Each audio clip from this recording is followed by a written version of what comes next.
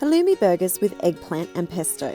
To start, add half the dressing from the salad kit to half the Kaleslaw in a large bowl.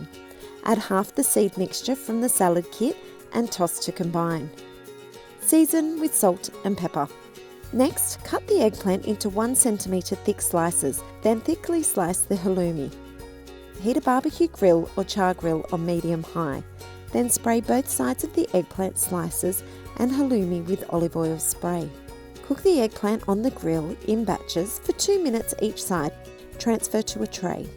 Next, cook the halloumi on the grill, turning for 3 minutes or until golden.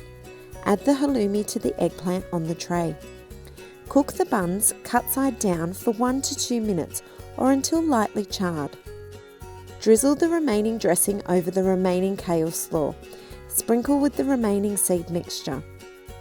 Spread the bun tops and bases with aioli. Top the bun bases with lettuce, eggplant, halloumi, pesto. Serve the burgers with the remaining Kaleslaw. Whether you're entertaining or looking for an easy dinner idea, these halloumi burgers will be a big hit.